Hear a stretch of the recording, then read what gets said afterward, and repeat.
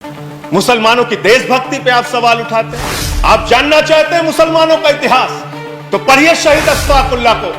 जब फैजाबाद की जेल में उनको फांसी के फंदे पर ले जाया जा रहा था, उनसे पूछा गया आपकी कोई अंतिम इच्छा, तो उन्होंने कहा कुछ आरजू नहीं है, बस आरजू है इतनी, रख दे जरा से कोई खाके वतन कफन पे। यह है मुसलमानों का इतिहास, पढ़ लेना। लेकिन आपको तो दाढ़ी से आपत्ति हो जाती है, टोपी से आपत्ति हो जाती है। अच्छा हुआ आप 1857 में नहीं थे, वरना दाढ़ी रखा कर जिन उलेमाओं ने अंग्रेजों के खिलाफ लड़ते हुए अपने सर कटवाए, उनके बलिदान को आप शर्मिंदा करते। बहादुर शाह जफर के इतिहास को पढ़ लेना। उनके बेटों का सर कटवा के रंगून की जेल में उनके सामने रखा गया। मानव अंग्रेज के पुलिस अफसर बहादुर शाह जफर को गिरफ्तार करने के लिए आए थे, तो उनका मजाक उड़ाते हुए उन्होंने कहा कि दमदमे में दम नहीं, अब खैर मांगो जान की, ऐ जफर ठंडी हुई शमशीर हिंदुस्तान की। तो उस बहादुर शाह जफर ने अंग्रेज अफसर को जवाब दिया था कि गाजियों में बू रहेगी, जब तलक ईमान की तख्त लंदन तक चलेगी। देख हिंदुस्तान की, हिंदुस्तान के मुसलमानों के इतिहास को पढ़िए, के प्रति आपके मन में सम्मान पैदा होगा। मुसलमानों की देशभक्ति पे आप सवाल उठाते हैं, और कुछ लोग ऐसी टिप्पणी भी करते हैं जो मेरी समझ में नहीं आता। मैं अन्ना जी के आंदोलन के मंच का संचालन कर रहा था मान्यवर। मेवात से एक मुस्लिम लड़की उस मंच के संचालन के दौरान कही कि उसने कहा कि मैं समर्थन देने आई हूं, भाषण देना चाहती हूं। भाषण जब उसने समाप्त किया उस मुस्लिम लड़की ने, तो उसने कहा भारत माता की जय, भारत माता की जय, वंदे मातरम। और मैं उस विचारधारा से सहमत नहीं हूं। मेरा इस्लाम इतना कमजोर नहीं कि वो वंदे मातरम कहने से खत्म हो जाए। इस तरह की सोच के लोग हिंदुस्तान में रहते हैं। मैं जिस सुल्तानपुर के छोटे से शहर में काम करता था, वहां मेरे साथ शमशाद भाई काम करते थे। बहुत आपसे ज्यादा तेज भारत माता की जय वो लगा सकते हैं, वंदे मातरम लगा सकते हैं। आप आज इस नए भारत में कर क्या रहे हैं? झारखंड में क्या हुआ मान्यवर?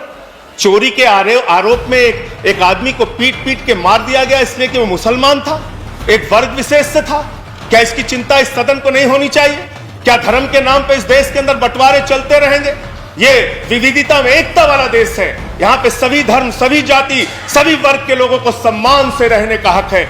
लेकिन आपको तो दाढ़ी से आपत्ति हो जाती है, टोपी से आपत्ति हो जाती है। अच्छा हुआ आप 1857 में नहीं थे, वरना दाढ़ी रखाकर जिन उलेमाओं ने अंग्रेजों के खिलाफ लड़ते हुए अपने सर कटवाए, उनके बलिदान को आप शर्मिंदा करते, उनके बलिदान को आप शर्मिंदा करते। आप जानना चाहते हैं मुसलमानों का इतिहास, तो पढ़िए शहीद अशफाकुल्लाह को। जब फैजाबाद की जेल में उनको फांसी के फंदे पर ले जाया जा रहा था, उनसे पूछा गया आपकी कोई अंतिम इच्छा, तो उन्होंने कहा कुछ आरजू नहीं है, बस आरजू है इतनी, रख दे जरा से कोई खाके वतन कफन पे। यह है मुसलमानों का इतिहास, पढ़ लेना। बहादुर शाह जफर के इतिहास को पढ़ लेना।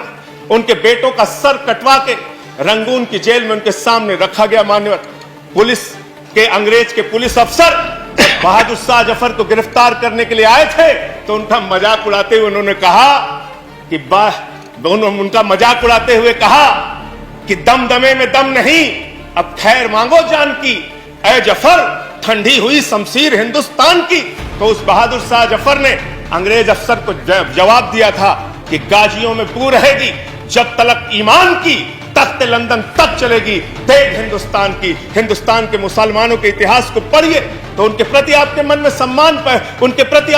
सम्मान पैदा होगा।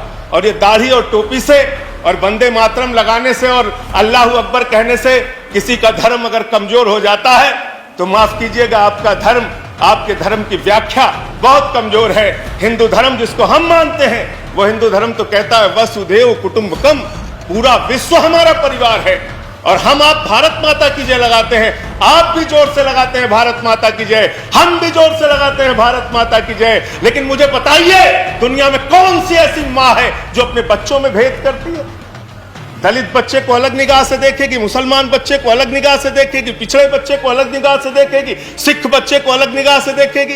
अरे माँ तो वो माँ होती है जो अपने कमजोर बच्चों का ज्यादा ख्याल रखती है। भारत माता की जय लगाना है तो दिल से लगाइए। पूरे हिंदुस्तान में रहने वाले 130 करोड़ हिंदुस्तानियों का साथ दीजिए, तब इस देश का विकास होगा।